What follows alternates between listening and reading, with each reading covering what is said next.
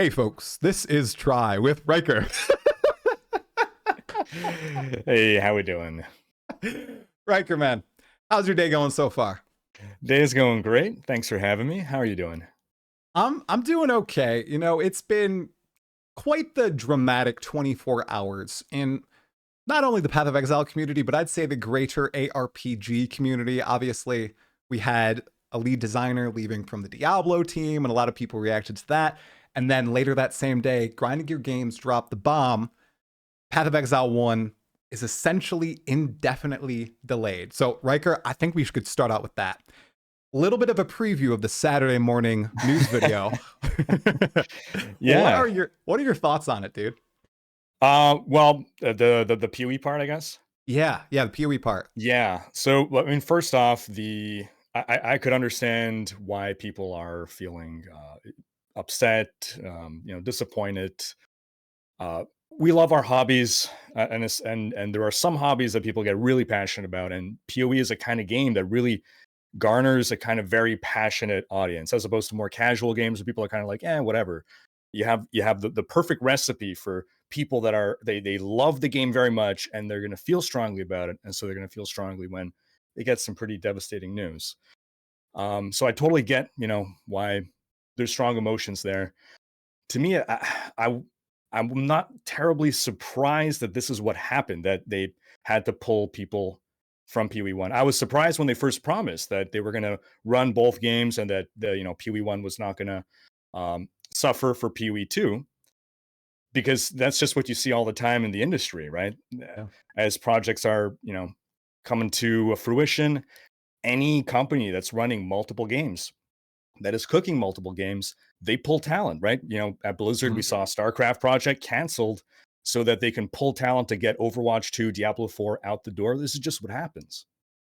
Yeah, it's something that a lot of people were hoping GGG was obviously aspiring to do. Yeah. And as we've seen, with all the Azaro memes and quotes, and an aspirant can afford to be a promising, an emperor must keep those promises. A lot of people were thinking GGG were the emperors in the scenario, because even though Path of Exile 1 has had delays in the past few years, they still put out banger content updates while they're working on PoE2. And then this first real big test comes around the corner and they fail. They fail to deliver, right? There's no way of going around it. Big GGG shill right here. Love the game, but it is a failure at the end of the day, and it really sucks. And I understand the disappointment as you do. And I'm curious, what do you think may have led to this? Just speculation, of course, but we know we get a lot of leaks or insider info from other games long after the failure occurs. Right now, even though we don't have a ton of information, what do you think the real source of this is? Because obviously Jonathan, he took the full blame. Do you think there's anything else at play here, or what are your thoughts? I think when they promised that they'd be running both games, I think they were sincere. I think they thought they can do it. I think GGG is excellent at running a live service game. I mean, they established that 13-week formula. They perfected it. And maybe it was a bit of overconfidence in thinking that they could manage both games at once. I fully believe their sincerity, but I think they just hit the same struggles that every other company hits when they're shipping multiple products. And they had a great plan, right? They had a great plan of having the two teams. And in theory, if in a perfect world, that plan would have worked. But unfortunately, it's not a perfect world. And, any plan does not survive first contact with the enemy. And the enemy is time. And we don't have indefinite time. You can't keep delaying a game. At some point, you got to ship. And if you want to make sure that game is as good as possible, are you going to be like, I left some resources on the table. I didn't pull all my best PoE1 talent to help ship this product on time. It was going to happen. It was going to happen. Yeah. I think a lot of people have been looking at this line like, perfect is the enemy of good, right? And I think GGG, they like things to be as perfect as possible. And when Path of Exile 2 went into early access, obviously there were a lot of problems that honestly, I just don't think they either didn't see in their testing or they didn't think were massive issues. But when a ton of players came against the walls, oh my goodness, they were so apparent. Things as simple as runes not being overwritable. Oh Mm. my gosh. Like that was one thing. When I was talking to Jonathan, I told him, like, you should be able to overwrite these. And he's like, it'll be fine. Bro, no, man. It's not fine. That was a simple thing that massively affected so many different players. So, early access, I've really enjoyed it so far. And I know in your latest video, you talked about you're mostly like a casual player, and we'll get into the definition of casuals soon. But I'm curious, what are your thoughts on early access of PoE2 so far as well? Yeah, I mean, first off, I think it's been a tremendous success for them. Yeah. But I've really been enjoying my time with the game. I do feel like we're kind of it's two different games in one. I feel you have the campaign game, which is like spectacular, and then you have the end game that it feels different. It feels like it turns into something else, and that one maybe needs a bit more tuning and polish than the first one, which is really really really solid. And I mean, my understanding is that the whole end game system is something they kind of just cooked together in the last few months. Is that right? Yeah, last 6-7 months. I think the exact date was the reveal of the Spiritborn for Diablo 4. Is when it's when they turned everything toward endgame. They were like, oh, we should probably work on this thing that people are expecting to be developed, right? And they stopped worked on the campaign. Yeah.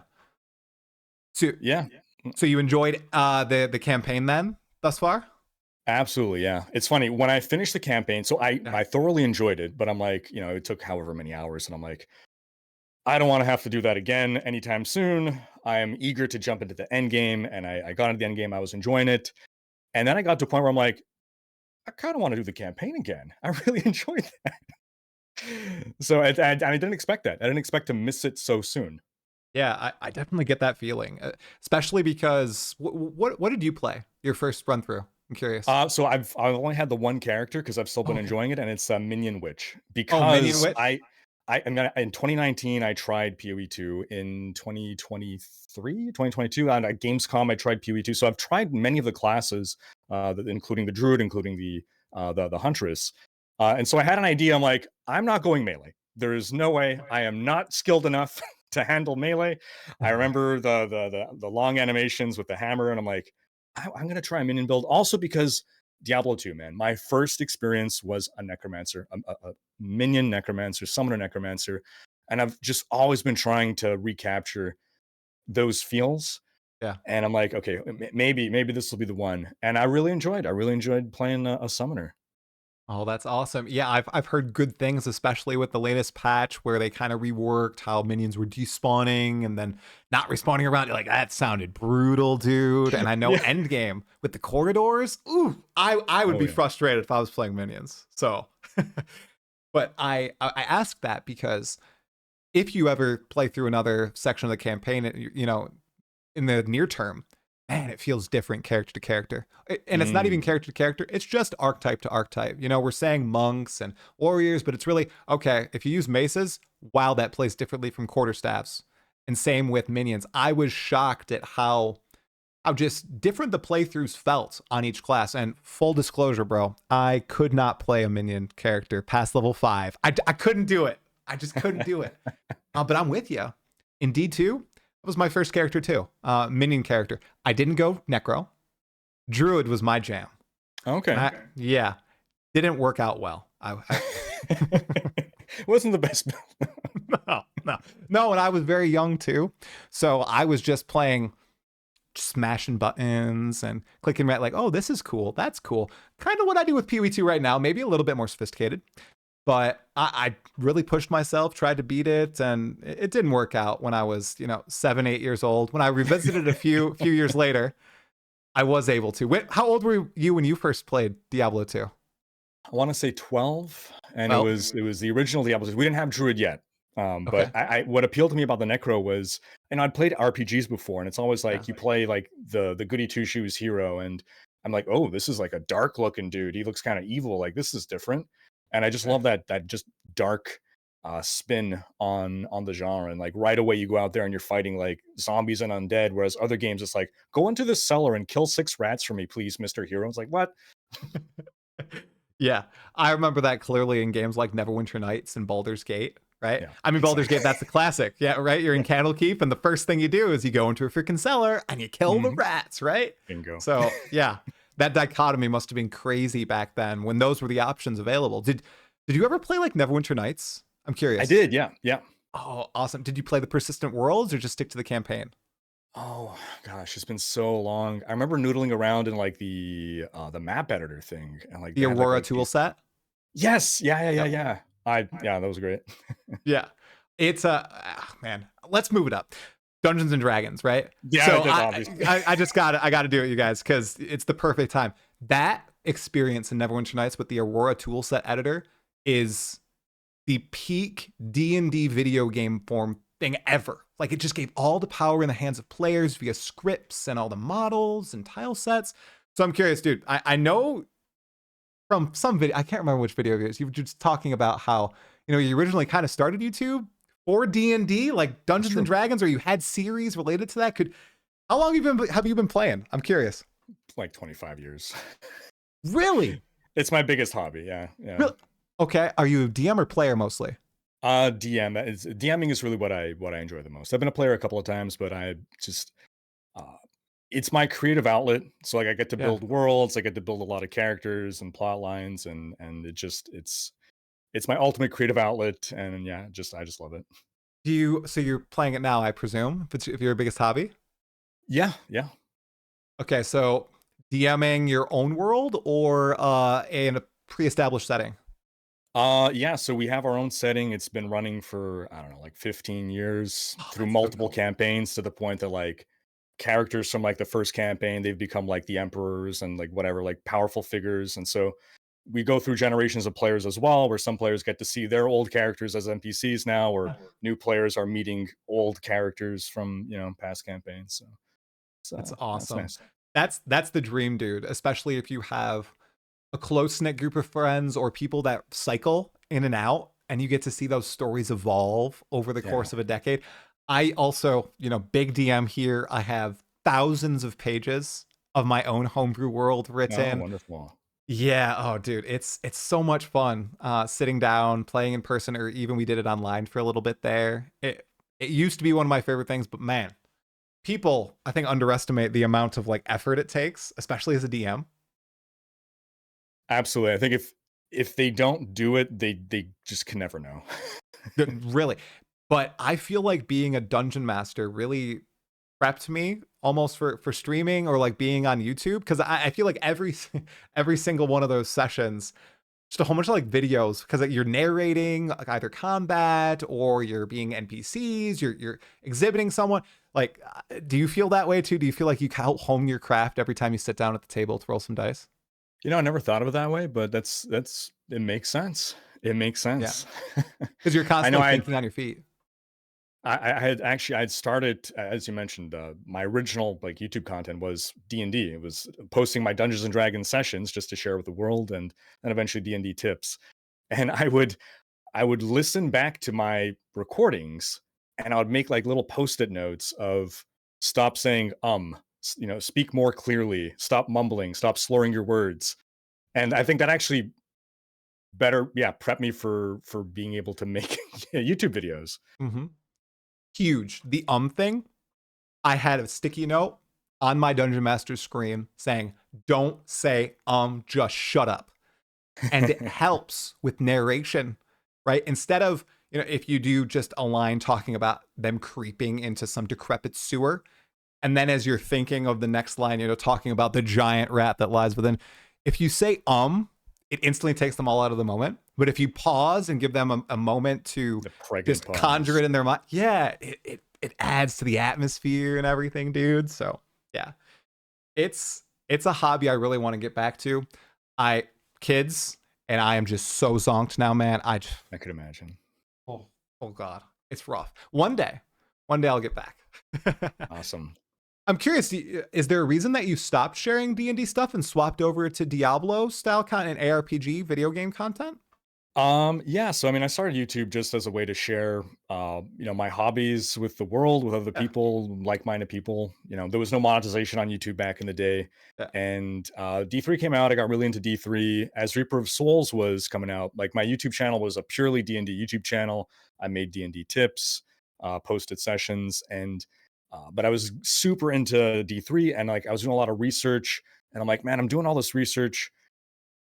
I like to share with the world. Let me like share this wealth of information on like guides and stuff. And so I started making guide content for D3, and that just exploded like 10, 20, 50 times bigger than my D&D content. So there was a pretty rapid shift from D&D focus into Diablo focus. Do you think it was the content itself or the voice?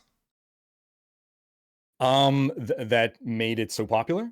Yeah, yeah, because I'm every single video of yours I see, oh, you know what? Turning this on Saturday morning, listening to the smooth voice, just chilling, it's good vibes. Or do you think like did you put a lot of work into those tip videos? Did you make them like concise or were they just super in depth? I have not watched the D3 content. I've watched the D4 content, but I was not around in the D3 era. Sure. I mean, so YouTube has evolved so much over the Yeah, years. I mean, again, I started before like ads were even running on YouTube. crazy. And I think when I was making the guides, the reason that my channel was able to grow was at the time, like there just was a paucity of this kind of content.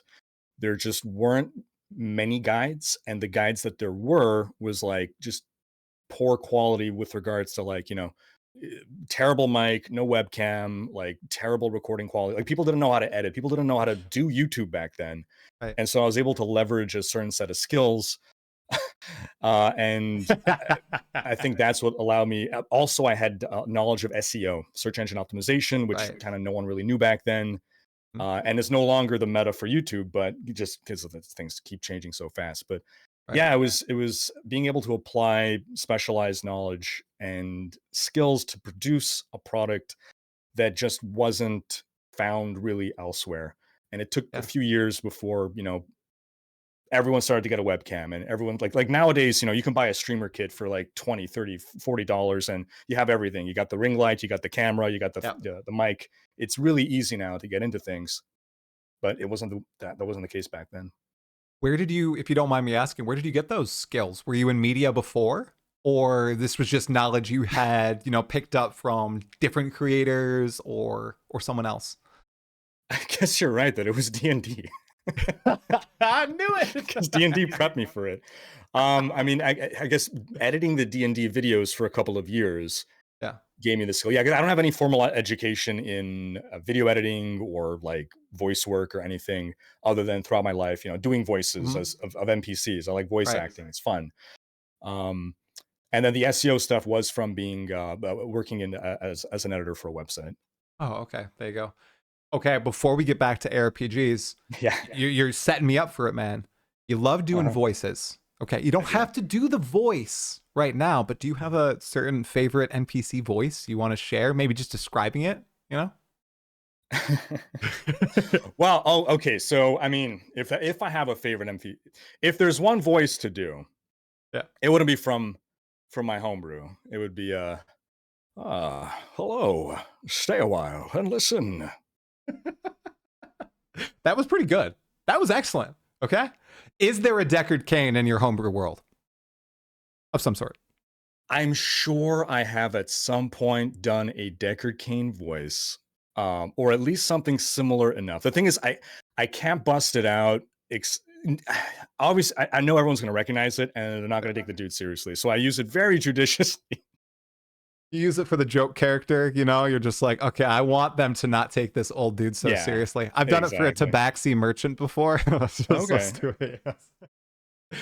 Totally unserious character, but I went really all in on it and even did like the, standing like this and everything. I really get into the body language when I'm DMing too. It It helps a helps, lot. right? It does. It does. 100%. Okay. D&D tangent over, time stamped in the video. Back to Diablo. Now, I obviously have played a lot more Path of Exile than Diablo 3, Diablo 4. I did give Diablo 4 a chance a go, like when it came out. I really enjoyed the campaign. Like I really enjoyed it. It gripped me. I think I played through it in 2 evenings, which I blasted it. I think because it's pretty long, it's pretty lengthy, especially as someone who doesn't have a lot of experience. Once I hit the end game, I kind of bounced, but I've returned season after season. And the next season that really captured me was Vessel of Hatred and season 6. Season 7, I haven't tried. I've watched your review of the season, your brutally honest review. And you talked about it finally really cementing its identity in the ARPG space, as a game for casual players, right? More casual players. And you grappled a little bit about the definition of casual, which I agree can be like co-opted or kind of amorphous depending on who you ask. So first, what is your definition of like a casual player? Just in your eyes. I'm curious. Yeah. Yeah. I mean, it's a great point because people have different definitions. And, and it has, for a lot of people, it has that sort of ick that like, oh, it's a pejorative. Right. It's, you're talking down to people when you're calling them casual. Like I identify in large part, like I'm pretty casual relative to other content creators, at least. But I think like at the end of the day, words are just sounds that we make that we all agree, mean a certain thing. So if there's a better term, I'm not married to any one term. But my personal definition, I think I see it as we got 2 axes. And on the x-axis, on one side, you have the x-axis is basically how much time you devote to your hobby. And it could be a lot of time or it could be very little time. And so the little time is kind of more on the casual side, and the lot of time is on the more the opposite of casual, blaster side is. Mm-hmm. And then the y-axis is how much of a challenge you're looking for in your recreation, with very little challenge being more casual and very much challenge, a lot of challenge being more hardcore. And so I think in that bottom right quadrant where you have little time and little challenge, that's where D4 thrives. Like that kind of player that's just looking for something to relax to, and maybe they don't have a ton of time to put, like that's where D4 thrives.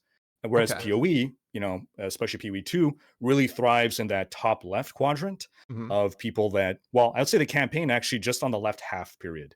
Because even people that don't have a lot of time, as long as they're open to a challenging experience, that whole left, the top half, my bad. The people looking for a challenge, regardless of how much time that they have, it serves them really well. But then when we get to end game, it goes just to the quadrant where a lot of time and challenge. Although I guess I'm not at that level, but I think even the challenge starts to fall off at the highest tiers of play. Is that right? Yeah, I definitely say so. I think the whole progression is a little iffy right now with Path of Exile 2, especially in the end game, as we touched on, at the front. It's like a flip switches once you hit that end game. Right now, sometimes because everything is RNG based, finding the pinnacle boss, the Arbiter, people can get to a power level at which they're so strong they insta-kill the pinnacle boss the first time they find it. And that's horrible. Wow. I hate it. It happened to me, Rhykker. My friend, he's level 93. He's played way more than me, but he hasn't been able to find the Citadels. He just has terrible luck. So I gave him 2 frags. I gave him 1 fragment. And I was like, yeah, go do the Arbiter, let's watch. Oh, I'm so excited. I just fought him. It was like a 4-minute fight. It was crazy going back and forth. I succeeded on my last attempt. He goes in and he's a Frost Mage, Necro, but Minion Mancer. Arbiter did not even get an ability off. And I was like, this isn't good. This just isn't good. The system needs to change entirely. The progression is totally out of whack, So. And I mean, that's not the vision that the devs have for the game. I imagine they don't want endgame to devolve into that, is my impression at least, right? Yeah, I'd imagine no dev really wants that, especially for their top tier content. Even if Diablo is, little time investment and ease of challenge, I'd say like your highest uber tier fight, it should be kind of a struggle, at least the first time you fight it. Yeah? Reasonable. Yeah, I'd say that's reasonable because even if you can have like 95% of the game being that lack of challenge, just chilling, killing lots of monsters, downing bosses really fast, that last 5%, having that pushback against you, I feel like makes that other 95% being very chill okay, for a large segment of players. Like you want that pinnacle, that aspirational content that is actually conquerable, right? Aspirational in a term that sometimes GGG uses, I think is a little wrong. Like, they think that, okay, yeah, literally the best of the best should only be able to do this, right? And I don't think that's what like Blizzard goes for necessarily. They try to make everything accessible, but I still think it should have that aura of challenge about it, you know? Absolutely fair. Yeah. Yeah. So I know you were talking in your video that, you know, oh, I enjoy PoE2 at some times, I enjoy D4 at other times. Uh, which one do you think you would enjoy? At least you enjoy more right now in their current states. I'm curious because obviously D4 is pretty well developed at this point. It's established its identity. In Path of Exile 2, it is missing a lot of content and there's a lot of stuff wrong with it. So somebody asked me this question about, I think it's it was like, if you could play Path of Exile right now forever or Path of Exile 2 forever, what would you choose? And I chose Path of Exile 1. If you could only play one more forever, which would it be, D4 or would it be Path of Exile 2? Assuming both games are frozen in their frozen current in time state right now, PoE2. Yeah. Okay. What really? Wow, that's a surprising answer. What really cements that enjoyment for you? I'm curious. Is it the campaign? Well, so to clarify, it's not that I don't enjoy D4. It's just that not at all. I think each of these games has a finite number of hours of enjoyment that you can get out of them before you got to wait for the next seasonal launch or league launch. And I think, especially with the current speed of progression in D4, it's so fast that I can't see myself sustained for more than, like, I'm really enjoying season 7, but am I going to enjoy it for a full month? I don't know. I'm definitely not going to enjoy it for more than a month. Like season 6 was amazing, but after a month, I'm like, okay, I can't wait for PoE2 now. Whereas PoE, because everything is slower, there's kind of more content. I could savor it for a longer time. Yeah, that makes total sense. And you're playing SSF too, if I'm not mistaken. Yeah, dude, it feels like the game is almost designed for SSF, honestly. Interesting. Okay.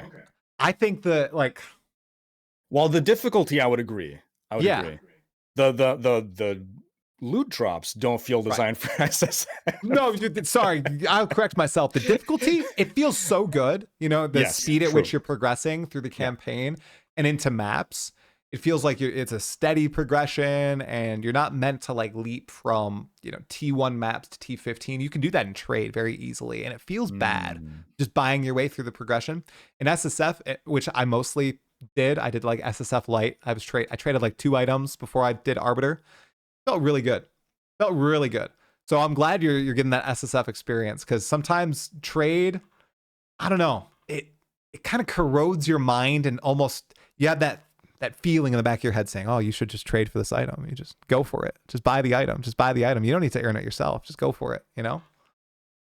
Is that something that you ever felt in like Path of Exile 1? Because you didn't play much Path of Exile 1, if I'm not mistaken, did you? I mean, not as much as Diablo games. I was really into PoE1. Gosh, when was it?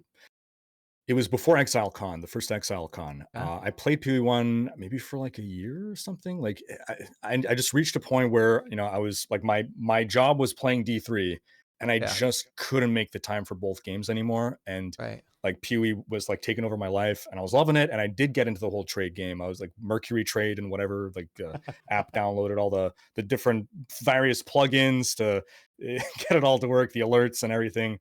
And it was just taking over my life. And I'm like, my job is suffering. I can't keep taking time away from D3 for this. And PoE1 is a game that for me to really enjoy it, I gotta be all in. And just playing it a little bit here and there, I couldn't get the amount of investment that would make me enjoy it. So I was really looking forward to PoE2 and being that fresh start where I can get in from the ground up and I can learn all the systems and not just be like, oh, I missed a year and now there's a million things that I don't understand anymore. Yeah. I totally can relate to that. All of my friends and family, I tried desperately for years, dude, to get them into PoE1. Wouldn't do it. They all popped into PoE2 with ease. They are loving it so much. They see it as that fresh start, okay? And they're absorbing all the systems and enjoying the gameplay. And I almost was going to get them to play PoE1 because I was like, oh, there's going to be a new league in like February or March, you guys, you know, it's going to be so cool. And they're like, okay, you know, maybe I'm really enjoying PoE2. Maybe I'll give it a go. And now they've learned, you know, about the delay and they're like, maybe I'll just stick to PoE2, you know, I'll just chill there, right? I don't need to learn 2 games. So yeah, but that makes sense. It really is it just caters to that crowd. As you said at the top of the chat, people who just are hardcore and really like to dedicate themselves to a single game forever or a really small stretch of time and just grind the hell out of it. Now, with D3, what was the appeal of D3 to you that made you stick with it from, I assume, did you play when it came out, 2012? 2012 to, wow, 2022, essentially. What was the big appeal there? It's a good question. I mean, so I played it every day up until Reaper of Souls. Reaper of Souls, I'm still playing it every day. For me, like one of the best states of balance of D3 was early life of Reaper of Souls. I think it was like maybe 3 to 6 months in, was when like the progression and the drops were like perfect for me. And then after that, things just kind of got easier and faster, and I would burn out faster and faster. Right. But I mean, it's distilled fun is what it is, right? Like it's arcadey fun. It's, we're talking about finite hours per season. Like in later years, because everything became so much faster, and this is my concern now with D4, that we're already there, you just burn through those hours really fast. And so like in D3, by the end, like I could get 2 weeks max, and then I'm done. And it's like, what do I do for the next 2.5 months now? Right. But like I always enjoyed the experience at the start of the season. My only 100%. regret was just that that's all there was, and it happened too fast. And I would like to have more stuff. Like one thing that the PoE does really well and has done really well is it's meaningful end game systems to engage with, that once you're kind of powered up, you could still keep going and having context to what you're doing and feeling like you're accomplishing things, as opposed to just like, oh, here's another Paragon level kind of thing. Why do you think that is, that they ramp up, that Blizzard in particular ramps up that speed of progression? Now it's in 2 Diablo games. Like obviously it happened over an elongated period in Diablo 3, it sounds like, but in Diablo 4, June of 2023, it comes out, and we're in 2025. And like I saw, you're getting to level 60. That's not, maxed out completely, but it's level 1 to 60. It's the main progression for a lot of players in 3 hours. And we're getting chests that drop loot for 32 seconds or something. What was that crazy clip that I saw? It's like, I'm just so curious, because I feel like many players understand that sentiment that you're getting at. Like they want to play for a longer period of time, but they just accomplish everything so quickly. Well, so here's the thing. Yeah. A lot of players like us want that, but I think we're actually the minority. And so I released a video about 10 months ago, where it was framed around like what happened to Last Epoch, because Last Epoch made a big splash and then kind of disappeared. I remember pretty that one. rapidly, faster than I expected. And I used that as a topic to broach, like, do ARPGs have a problem that we just like burn out on these games really fast? Why can't they sustain us for like a long period of time, like, in the past? And I had to eat crow, or like understand that my opinion's in the minority. Everyone like was like, this is a terrible take. Like we don't want to play a game forever. We want to play it for like 2 weeks and be done and move on and play other games. Whereas I'm the kind of person that I want to play my one game for like a year. Like I want to be a one game Andy and just do that all the time. But that's the minority, apparently. People like being able to get everything done in like their 2 weeks. They feel good about that. They don't feel like the game is lacking, and then they can go and play their other games, their other 10 games they're going to cycle through over the next 3 months, and then come back for another 2 weeks of fun. And it does a good job appealing to that crowd. You think it's the fault of the entire modern live service system, wherein we've got the battle pass that we complete and we get the check marks off the list, and then we go to the next game with the battle pass and it feels good to complete the battle, and you just continue that cycle? You think that's what's going on? Because I feel you, dude. I am a mono gamer. I like playing a game, sticking to that game, and just learning it really well and thriving in the knowledge that I've gained and that I continue to learn play session after play session. I think it's like why I like Path of Exile so much. It's because I kept learning, even though it was the only game I was really playing. Beforehand, it was Dungeons and Dragons Online. I don't know if you ever played that, but a little bit. Peak until it went pay to win. But do you think that might be the source of what's going on here with the majority of players? Because I think you're right. Mono gamers are the minority. I think you're totally right. I think it can play into things. I think it's just largely across generations, across culture, our attention spans have gone a lot shorter. I think it's a mixture of things. One, attention spans have gone shorter, and second is there's just so much more competition for our attention these days. I mean, back in the D2 days, how many games did you own? Maybe a handful. Whereas Yeah. nowadays we have a library of hundreds of Steam games we've never played and never will, but we buy them on special because damn it, we're gonna definitely play them one day for sure, right?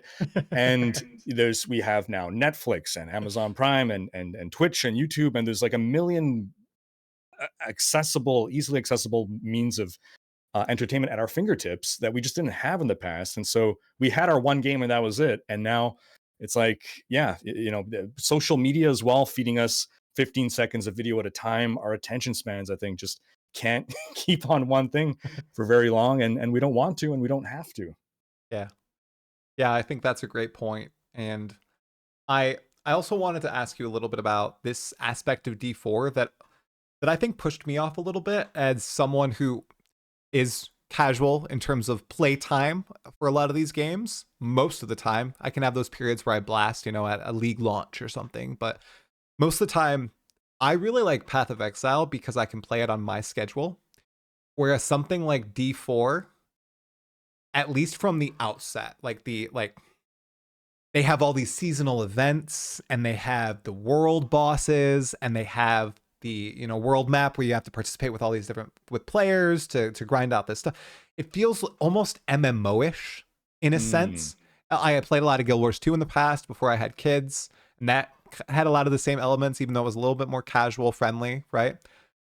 I'm really curious about your thoughts on these MMO elements because I feel like as the game has progressed, except for the addition of the Dark Citadel, they've almost recessed into people's minds and they're not really talking a lot about these MMO-ish elements. Have they kind of disappeared from the community? Like, are people just accepting it? Do people not really interact with it anymore? What are your thoughts on those in ARPGs in specific? Because a lot of people say, oh, D4 didn't try to reinvent the wheel. They totally did. They went hard with a freaking open world and an MMO. That was crazy. Absolutely crazy. And I think it was an L for me, but I think maybe a lot of people maybe enjoy it.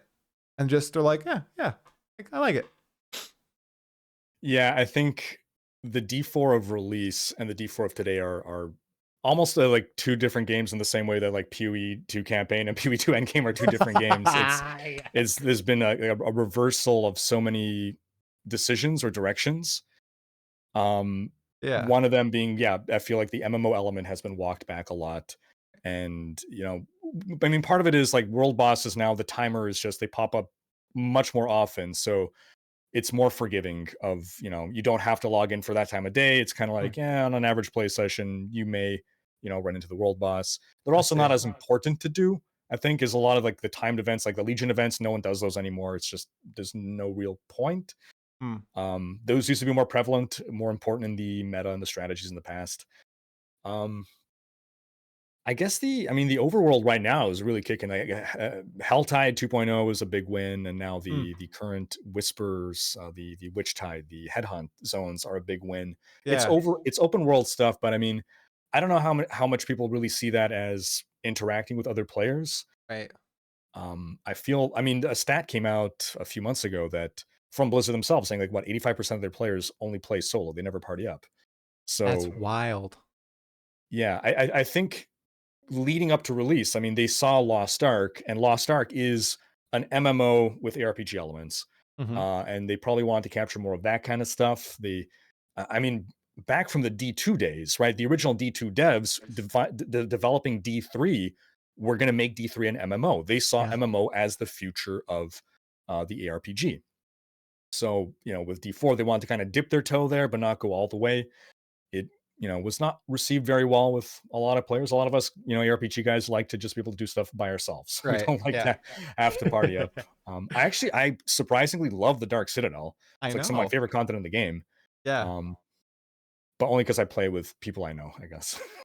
Exactly. Not grouping up with random people or anything. And I did not get to play Dark Citadel. I didn't progress that far in Vessel of Hatred.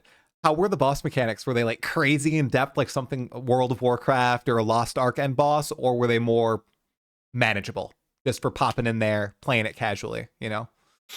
So I've not played World of Warcraft. I don't have a good. I don't have good points of Me neither. comparison. I think it's manageable. I mean, we figured it out like on our first or second go, Oh but I yeah. do see people like going in and being confused. Mm, But I definitely think it's manageable. Like you okay. could figure it out. You only need two people to like two people can carry the whole thing. Right. Um, it helps with more people, but like ultimately, two people who have really powerful builds and know what they're doing could carry the whole citadel. Ah, okay. Makes sense. Now, you mentioned something, an awesome piece of trivia that I don't think a lot of people know. D2 devs making D3, they wanted it to be an MMO. Super cool. There's like even some still like images out Yeah. there of articles outlining it. Very cool stuff. Now, personally, I think that would actually be kind of awesome. A world of Diablo sounds pretty cool to me. The Diablo universe, I mean, mostly through your videos, and then I've read one of the Diablo books. I think it's pretty metal. I really like it. Okay. I'm curious though, from your perspective, of all like the different fantasy universes out there, also being a dungeon master, which is your favorite?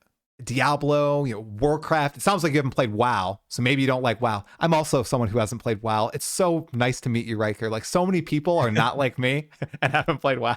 Yeah, we're Which vibing is here. weird. Yeah. Yeah, exactly. So which universe do you like most and why? I'm curious. Specifically fantasy or Yeah. including like sci-fi. Ooh. Oh. If you got a sci-fi one that you like better, go for it, man. Okay. I just want to see what I should open my mind to. But Yeah. so Go while for I it. didn't really get into WoW, I actually loved the original Warcraft, Warcraft 2, Okay. Warcraft 3 in particular. So I enjoyed the Warcraft universe and the lore and stuff. So like my only interest that remains in WoW is sometimes I like check in on what the lore is and I'll ask Right. people what's the story now. Yeah. And I like that they're still talking about characters from 20 years ago Yep. because apparently that's when, they made all their best characters and no one cares about the new ones or something. I don't know. Yeah. But yeah, oh gosh, I loved StarCraft. I mean, it's possible StarCraft was my favorite universe. I love the characters and the setting and the factions and the story. And man, like the day that StarCraft 2 was announced was at the time the happiest day of my life. I was just such a big StarCraft 1 fan. I also really like StarCraft 2, but um, yeah, I think it's something that people generally don't know about me because I never talk about StarCraft really. But uh, Are you a big RTS fan? I was, I guess, in the 90s. So you miss the like age hype and everything? You never played like maybe Age of Empires, Age of Mythology, all those games? I got into it a bit. Not as much as like StarCraft was my main one, but I did a little bit of Okay. Command and Conquer, a little bit of Age of Empires 2 was the big one. I Right. don't think I ever played Age of Mythology, but like Total Annihilation, some of the more obscure ones as well. Yeah. I mean, it's mostly I played whatever my dad bought. Like I was a kid, so Right, right. and he seemed to buy a lot of strategy games. I think the strategy games are just big in the 90s was Oh part of yeah. it. Yeah, the age they all took off. I was Age Mythology. I've got the poster right there. Age Mythology Retold. Plug Nice. that. That's a very fun game. Definitely try it out. An actually good remaster. Very proud of that. Uh, actually, great. One more thing about ARPGs, Rhykker. The D2R. So the Diablo 2 remaster. I have not played Diablo 2 since I was about 12 years old. All right. And everybody tells me this, you got to play it. It's such a good ARPG. You should experience it as an adult. I remember it being super hard and I remember having a wonderful time. However, do you think going back now with no real nostalgia for the mechanics, the abilities, or anything else, do you think someone in the modern day could go back and really enjoy Diablo 2? Given I've played like PoE2, Last Epoch, D4, all these games. How do you think it would hold up with the modern audience, like myself? All right, so someone that has never played D2 before, but they have Basically. played other modern ARPGs, Yeah. it's gonna be Yeah. rough. I love D2. It's possibly it's one of my favorite games of all time. I love it. It's gonna be rough for a number of reasons. Quality of life stuff, like lack of end game. Like there were things that were just okay 20 years ago, but like Yeah. the genre has evolved and a lot of that stuff just isn't in the game. I think you take away the nostalgia, it's rough. It's rough. I mean, I know that I played, sometimes my old gang of D2 friends, we'd Yeah. come together and we'd want to do a LAN party and we would rope in some people that didn't really play D2 back in the day. And they're just like, they weren't feeling it at all. Whereas we're all Right. like having a great time and they're just like, this game feels so old. And unfortunately, D2R it still has the old engine running underneath everything. It's got a Right. pretty coat of paint on it, and they did some things to enhance the experience. Like I think they did literally the best job anyone could possibly do remastering D2. Like as a Looks fan of beautiful. V2, it's an absolute joy and pleasure, but it's still a 20-year-old game. It is. Yeah. See, I'm so scared to try it out because I feel I have that inkling in the back of my mind. That's what I'm going to think. And then it's going to be something that, I got to hide like my opinion on the Path of Exile 2 dodge roll. Like I just can't vocalize it, It's because it could be dirty. It could really scar me, man. So, all right. Rhykker, I've got one more thing that I really want to talk to you about. And this might take an hour to discuss. So Frosty LaRue put out this crazy video of you talking about who? drones. Sorry, who? Frosty LaRue, this madman, this Diablo 4 super fan, okay, the biggest of them all, okay? All right. He had this I think it was the most masterful thing he's ever done. Honestly, man. I was crying. Okay. I think it was like 5 a.m. when I saw it. My daughters woke up in the middle of the early or morning hours. I'm rocking her back to sleep and she's finally asleep. I'm like, oh, new Frosty video. Okay. They don't usually make me laugh that hard. It'll be fine. I turn it on. I am crying as everybody's talking about ARPGs, and you're just like, and the drones, and the whole subplot was just so great. So obviously you love sci-fi. What can you talk about the drones and why they were so fascinating to you in particular? Absolutely. I'll start by saying that I'm so happy that the PoE community has been introduced to the joy and love that is Frosty LaRue. What a treasure in our community. And I'm glad that now he's not just in the Diablo community, he is in the ARPG community. So very happy that the Frosty cinematic universe has expanded and grown. It's like Marvel and DC coming together, thanks to Frosty here. Mm-hmm. And don't get into which one is Marvel and which one's DC. But no, we won't. No, it's okay. Yeah. So as you just hit upon there, like I have an interest in sci-fi, right? Yeah. So I mean, this all started a couple years back. I was just trying to find I have trouble falling asleep at night, so I was trying to find stuff to like read to help me fall asleep, and I just happened to find that if I read like UFO lore, that helps me fall asleep. And yeah, the most random thing. Oh, and it's UAP now, not UFO anymore. Unidentified aerial phenomenon is the new term du jour. I guess they want to get away from all the UFO nutters. But yeah, I mean, I don't personally think there's any compelling evidence that aliens have visited us, but it was interesting from a sci-fi perspective to see like what are the theories and like what does the UAP community believe and stuff.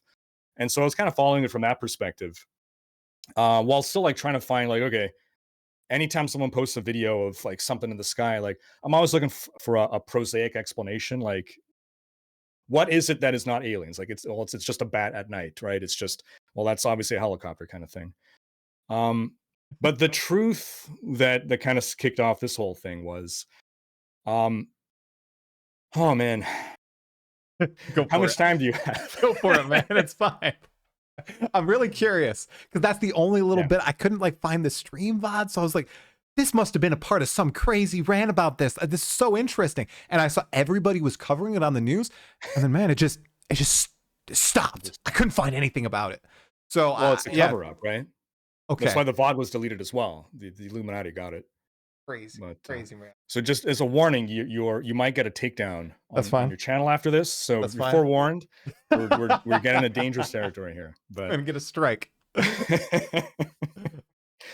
So I think it came largely into the public eye last. It was December. The New Jersey drones was when kind of like mainstream media really started covering it. But the story started before then, long before then, about a year before then, or possibly longer.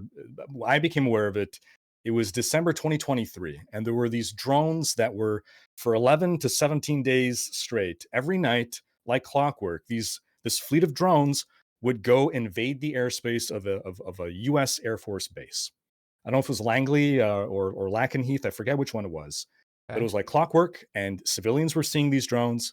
The military was seeing these drones, and they were so disruptive that the military, that Air Force base had to cease nighttime operations, and they even relocated their jets as a precautionary measure, which costs the taxpayers millions of dollars to do, by the way. So these drones were reported to have 20-foot wingspan, some of them smaller, so some of them like they described it's like motherships, the bigger ones, and then the smaller ones following. They'd have lights on, they'd come by, they'd just kind of do a little patrol, and then they would leave. and no one would know whose drones are these, where are they coming from. And just the 11 to 17 days, and they disappeared, and the story vanished until October, I believe it was 2024. The Pentagon or Department of Defense, in some kind of a hearing, acknowledged formally that this drone thing did happen and that they don't know whose drones they are. They don't know where they're coming from, but they said, don't worry about them. Okay. November 2024 starts to repeat at US Air Force bases in the UK. Mysterious drones with lights come fly out, go near the airspace of the Air Force bases. Civilians are seeing it, civilians are live streaming it, and they fly out. The UK Ministry of Defense, the MOD, got involved. They sent 60 experts, including scientists, military personnel, to try to help figure out whose drones are these? Where are they coming from? We don't hear anything. The public doesn't hear anything other than a continued repetition from the US government. We don't know whose drones we don't know anything about these drones, but they're not a threat. Don't worry about them. And it was right after that that the New Jersey drone thing started to happen. Wow. And when it hit New Jersey, what happened was all of a sudden you got people who have never looked at the night sky before going out to look for drones, and oh my God, a drone! It's a plane. Oh my God, a drone! It's a helicopter. Oh my God, a drone! It's a bird. Oh my God, a drone! It's the moon. So this kind of overtook the story of like, there's like 99% of the reportings are false. It's people literally seeing planes, and to this day, you still have people pointing at, showing footage, and you can literally hear that it's a plane. It's like a landing plane. But take away all the noise, and there still is something true there. Where you look at some reports of like the Coast Guard. There's some Coast Guard that reported their boat was followed by a fleet of drones, keeping pace with them at 80 knots. These are not Costco drones. These are not hobbyist civilians. Police in helicopters chasing down a drone. A police sergeant said that he had someone in the sky chasing one of these drones. As he got close to the drone's lights went off. It went dark. That's not allowed by FAA regulations. Now, actually, we just got a resolution to the story this week where the new government of the US has said that the drones were FAA approved for research. So that's research. What the dude? Oh my God, that's terrifying. What are they researching? They're just flying. Oh my God. Oh. Yeah. So I mean, the UAP community, like, they think that these are alien drones. That either they're like, whatever. There's all kinds of theories. I think it not being aliens is a scarier thing because is this an enemy nation? Is this terrorist activity? Like, why is our airspace so vulnerable? Why can we not track you're telling me that the US government can't track these drones to where they're coming from? Like, I don't believe that. But like, why aren't you being honest with us? That's the stuff that made me really like ruminate on this. Yeah. I think that's the terrifying. I'm totally with you. It's scarier because that's also the more realistic explanation, right? That it's someone from afar being able to go over a US airbase and just fly, and they move operations instead of dealing. Oh my God, dude, that's scary. The whole drone situation is terrifying me. I've been listening to a few people talking about like the individuals that people want to recruit into militaries across the world aren't good soldiers anymore. They're good people who can fly drones. Like they want those individuals to be recruited because that is going to be the future.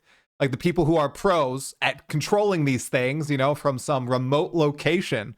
And those are going to be the absolute goats of the future, which is like, oh, is that what we're thinking about now? Oh no, please. No. This is terrifying. And then today I saw, Ring doorbell, right? Yes. Yeah. I saw a Ring home patrol drone that just flies around your house. Oh my God. At all hours of the night. And while you're gone, it's just a drone that goes around in circles and it patrols your home. Oh my God, dude. I don't know. It's too much. It's too much. Please don't let it happen. No, I mean, like what you said is right. It's the future of warfare, right? Like drones are cheap. And I think that my favorite theory, or the one that gives me the most peace of mind and kind of makes sense, because people are like, oh, there's spy drones from, a foreign nation. I'm like, if they're spy drones, why would they have lights on?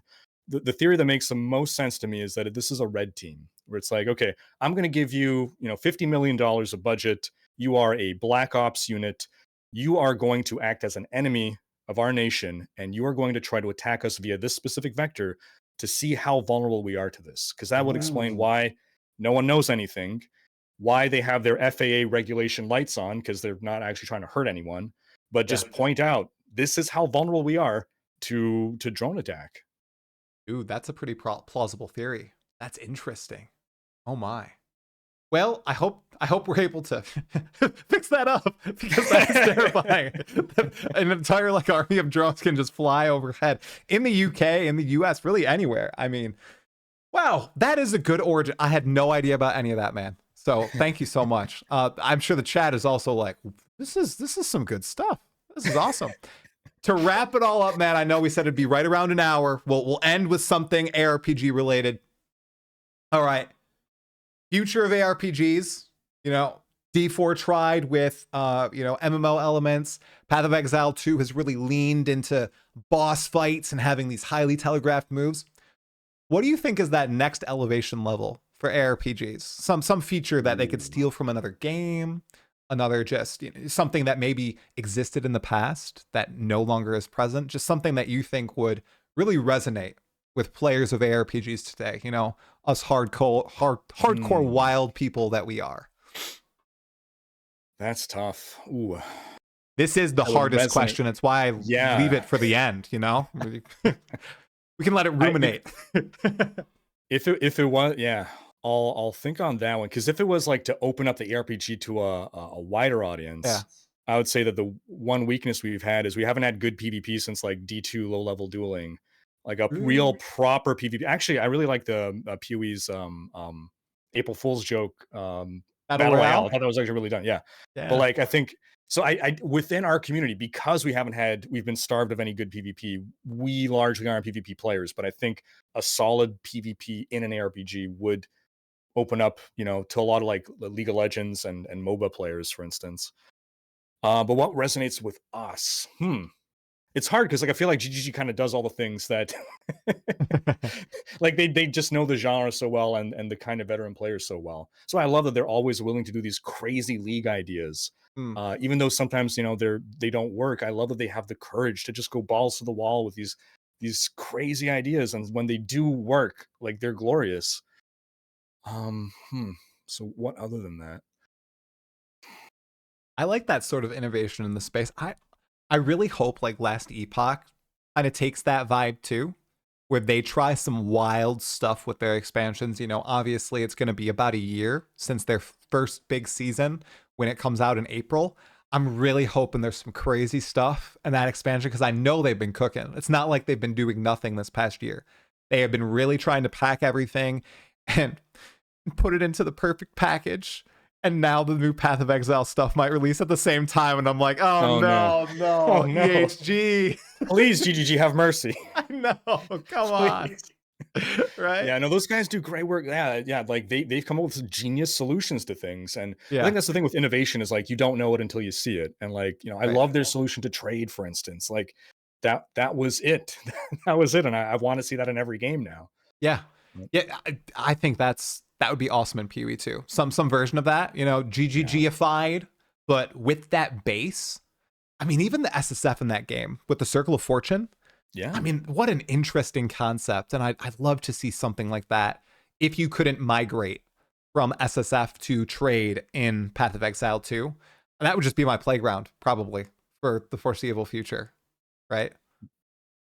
Absolutely. But I mean, at the end of the day, I just think right now, as ARPG fans, we are spoiled. We have so many games to choose from, whereas 15 years ago, it was Deadsville. So it's just a great time to be a fan, Agreed. Even those of us that want that one game to sustain us forever, we can rotate through these different games. When the Last Epoch cycle comes out, we rotate to that, and as long as maybe some informal truce can happen between the devs and they kind of stagger their releases, we can go from one to the other to the other. Please, I hope that happens. I hope GGG, EHG, and Blizzard, they all just get in a room. Okay, guys, we're gonna do this. Come on, we're just gonna chill. All right, and then okay, Rhykker, I have to ask you about this because this is how I was introduced to your channel. Wolson, I know, dirty name. That was the first video of yours I saw. I think it was a Wolson review or something way back when. They have a new game coming out. It's like Pantheon or something. I think it's supposed to be a PvP isometric game, dude. You gonna check it out? Oh God, I have a sour relationship with Wolson, man. I know. I can't say I'm too enthused to check it out. I mean, if other people check it out and say it's good, then maybe I'll check it out. But like, all right, I got into the alpha. I'll let you know. Okay. Oh, all right. I mean, hey, if I didn't play Wolson. Was just frustrating. You didn't play at all? Okay. No, I just watched your content on it. Okay, it's a point of frustration for me because there's just the lost potential and like seeing the cycle of development where like things are good and then like, oh no, what happened? And like the build that I played pre-release, like things were mostly okay. And what we've seen in their cycle post-release is like they whenever they do some kind of update, they just break everything. And then they take like 3 months to fix everything. And it's like, okay, the game's in a good state. And then they release another update and it breaks everything again. And the same thing happens. So that's exactly what happened at launch. It was like right before launch, things were in a pretty good state. They launch, and then the launch version of the game broke things. And then by the time it was fixed, everyone was gone. I had friends that actually got into Wolson in the summer. It was like 3 months post-launch. And like, this game's amazing. Like, why is everyone complaining? I'm like, because they fixed everything now. Yeah. But then they released a patch and they broke everything again. And it's like the plight of inexperienced devs. That must be it. It's like they got this big success. They're doing live service, which if you're inexperienced and you have such a huge game with a lot of moving parts, I'm sure it's rough as all hell. Like I can't even. My company runs a few websites and we lead gen and everything. Dude, the number of things that can just break in a release on a basic website. So it really boggles my mind. Right, making games is really hard. So, even though people give GGG, Blizzard, ESG, all these different companies like crap, I mean, it is a miracle that games even function, honestly. All the games that we play, I have to say it, it's crazy. I massive respect to the devs and all the people involved in working on them. So, yeah, man, this has been a great chat. Do you have anything else you wanted to say about PoE2 or any the other topics we discussed? I look forward to more's to come, and especially I can't wait to play the full Huntress when that gets in the game. Were you I a big that Jabazon gameplay, man? Yeah, just no game has satisfied that Jabazon fantasy since D2. Ooh, okay. Well, hopefully it's coming in that big 0.2 patch that's arriving. Unknown. We'll see. We'll see how long. Yeah, we'll see. Should be great. Let them cook. Yeah. Well, man, it has been awesome speaking with you. Thanks so much for hopping on the pod. I really appreciate it, Rhykker. Thanks so much for having me. Appreciate you. All right. Thanks. Have a great night, man. Bye. Have a good one. Bye.